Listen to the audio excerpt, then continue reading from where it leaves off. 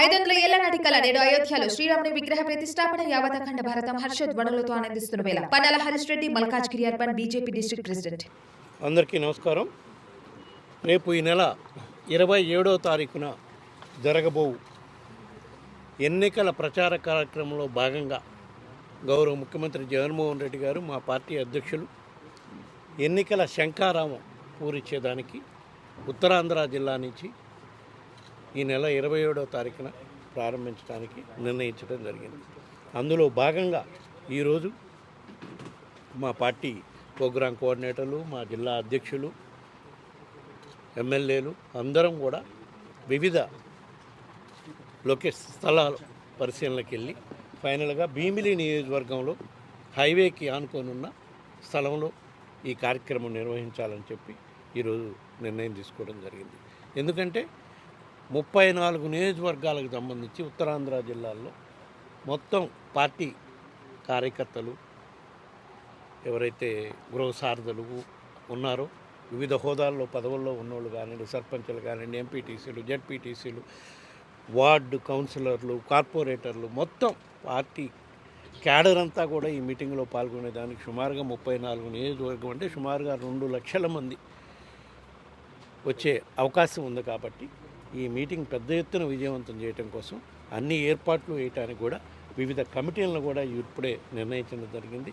ఆ కమిటీల లిస్ట్ కూడా మీకు ఈ ప్రోగ్రాం కోఆర్డినేటర్లుగా వివిధ కమిటీలను కూడా వేయటం జరిగింది. ఆ కమిటీల లిస్ట్ కూడా మీకు అందజేయటం జరుగుతుంది.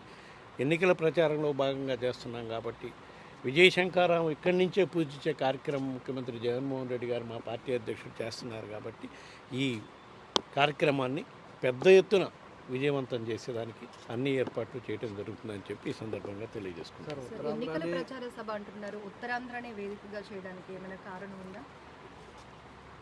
మొత్తం రాష్ట్ర వ్యాప్తంగా ఉన్న 26 జిల్లాలని 5 డివిజన్స్గా డివైడ్ చేయడం జరిగింది. 3-4 జిల్లాలు, 5-6 జిల్లాలు కలిపి ఒక్కో డివిజన్గా పెట్టి మొట్టమొదటగా అన్నీ ఆలోచన చేసి ఉత్తరాంధ్ర జిల్లాల నుంచి ప్రారంభిస్తేనే బాగుంటుంది అని చెప్పి ఇక్కడి నుంచి ఎన్నికల ప్రచార కార్యక్రమం ప్రారంభించడం కోసం గౌరవ ముఖ్యమంత్రి జగన్మోహన్ రెడ్డి గారు నిర్ణయం తీసుకోవడం జరిగింది.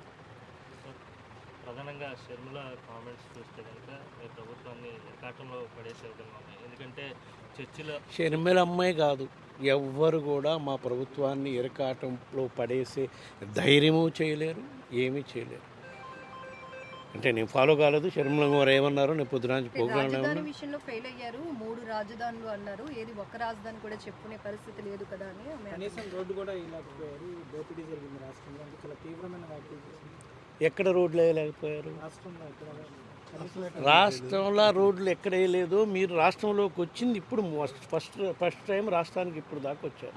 మొన్నటి దాకా వారు తెలంగాణ రాష్ట్రంలో తెలంగాణ ఆడబిడ్డనని చెప్పి ఎక్కడ పోరాటం చేస్తాను, ప్రజలకు అండగా నిలబడతానని చెప్పారు. రాష్ట్రానికి వచ్చింది ఈరోజే కదా. ఒకసారి చూసి మాట్లాడమనండి. రాష్ట్రంలో అభివృద్ధి జరిగిందా లేదా చూసి మాట్లాడండి. ఒక్క రోడ్లు బిల్డింగ్లు వేస్తేనే కాదు అభివృద్ధి.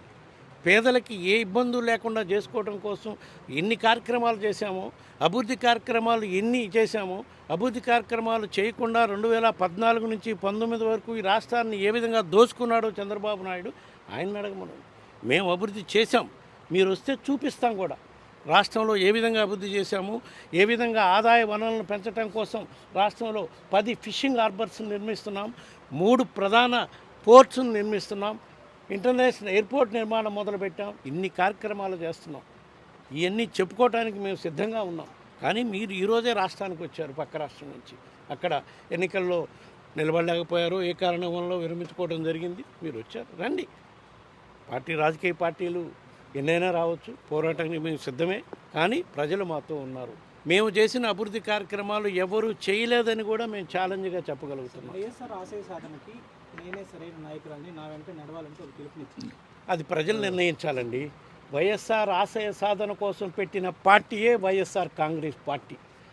వైఎస్ఆర్ని కాంగ్రెస్ పార్టీ చేసిన ఘోరంగా ట్రీట్ చేసి ఆయన్ని షార్ట్షీట్లో ఆయన పేరు పెట్టారే, దానికోసం అదేవిధంగా రాజశేఖర రెడ్డి గారు కుమారుణ్ణి 16 నెలలు జైల్లో పెట్టారు. ఆ సేమ్ కాంగ్రెస్ పార్టీ గురించేనా నువ్వు మాట్లాడటం ఈరోజు? వైఎస్ రాజశేఖర రెడ్డి గారి పేరు షార్ట్ షీట్లో పెట్టారని చెప్పి ఆ రోజు మన కుటుంబం కోసం 17 మంది ఎమ్మెల్యేలు రాజీనామా చేశారు. వాళ్ళకేం సమాధానం చెబుతావు నువ్వు? సేమ్ కాంగ్రెస్ పార్టీలో పోయి అడ్డగోలుగా ఈ రాష్ట్రాన్ని ఆంధ్రప్రదేశ్ కంబైన్డ్ స్టేట్ని మన మనోభావాలు దెబ్బతింటున్నా కూడా పట్టించుకోకుండా విడగొట్టిన సోనియా గాంధీ కాంగ్రెస్ పార్టీలోకి పోయా నువ్వు మాట్లాడేది? ఒక్కసారి ఎన్ని ఆలోచించుకోవాలని ఆమెకి షర్మిలమ్మ గారికి కూడా నేను కోరుతున్నాను. వైసీపీ టీడీపీ 2 పార్టీలు కూడా బీజేపీకి తొత్తులుగా మారిపోయాయని ఆమె మాట్లాడుతున్నారు. దాంట్లో మీ అభిప్రాయం? బీజేపీకి వైఎస్ఆర్ కాంగ్రెస్ పార్టీ ఎప్పుడు తొప్పుడుగా మారే ఇదే లేదు. మేము రాష్ట్ర ప్రయోజనాల కోసం ఏ మేరకు అవసరమైతే ఆ మేరకు కేంద్ర ప్రభుత్వంలో ఈ పార్టీ కాదు ఏ పార్టీ ఉన్నా కూడా కేంద్ర ప్రభుత్వం సఖ్యతగా ఉంటామని మా పార్టీ అధ్యక్షుడు జగన్మోహన్ రెడ్డి గారు వివిధ సందర్భాల్లో కూడా చెప్పడం జరిగింది. పార్లమెంట్లో కానివ్వండి, బయట కానివ్వండి. ఎందుకు మద్దతు ఇస్తున్నామంటే మన రాష్ట్ర ప్రయోజనాలు కాపాడుకోవడం కోసం.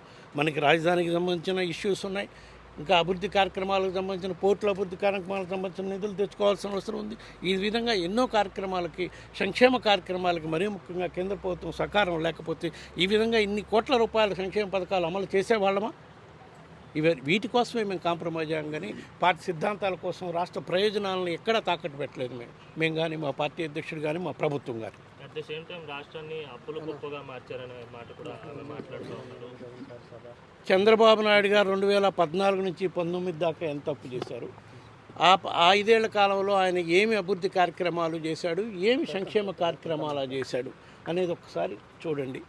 మా ప్రభుత్వం వచ్చినాక ఈ 5 సంవత్సరాల్లో 2019 నుంచి 24 వరకు ఎన్ని కోట్ల రూపాయల అప్పులు మేము చేసాం, అందులో ఎన్ని కోట్ల రూపాయలు ప్రజలకు మేలు చేయడం కోసం సంక్షేమ పథకాల రూపంలో ఇచ్చామో ఆ లెక్కలు చూపిస్తాం. మేము సిద్ధంగా ఉన్నాం. అంతేగాని చంద్రబాబు నాయుడు దోచుకున్నట్టు ఈ రాష్ట్రాన్ని ఏ ప్రభుత్వం, ఏ పార్టీ ఇంతవరకు దోచుకోలేదు. ఆయనకి మాకు కంపేర్ చేయడం అనేది అసలు చాలా కంపారిజన్, అది చాలా ఆశ్చర్యకరంగా ఉంటుంది కూడా, నమ్మశక్యం కాని కంపారిజన్ అది. అందుకనే నేను చెప్పాను కదా, ఇప్పుడే వచ్చారు కాంగ్రెస్ పార్టీలో చేరారు. ఎటువంటి కాంగ్రెస్ పార్టీలో చేరారు? వైఎస్ఆర్ రాజశేఖర రెడ్డి గారిని ఏ విధంగా అవమానపరిచారు, ఏ విధంగా రాజశేఖర రెడ్డి గారు చనిపోయినాక ఆ కుటుంబాన్ని ఏ విధంగా అవమానం పరిచారు, ఇవన్నీ చేసిన కాంగ్రెస్ పార్టీలో ఫైన్, రాజకీయంగా మీ నిర్ణయం తీసుకున్నారు. కానీ ఒకసారి చూడండి ఎటువంటి కాంగ్రెస్ పార్టీలో చేరారు, ఏ విధంగా మీరు వైఎస్ఆర్ ఆశయాల కోసం ఎవరు పోరాటం చేశారనేది ఆంధ్రప్రదేశ్ ప్రజలు తెలుసు. వాళ్ళు సరైన సమాధానం కూడా చెప్తారు. మరిన్ని వీడియోస్ కోసం ఛానల్ ని సబ్స్క్రైబ్ చేయండి. లేటెస్ట్ అప్డేట్స్ కోసం వాట్సాప్ ఛానల్ ని ఫాలో చేయండి. అండ్ లింక్ డిస్క్రిప్షన్ లో ఉంది.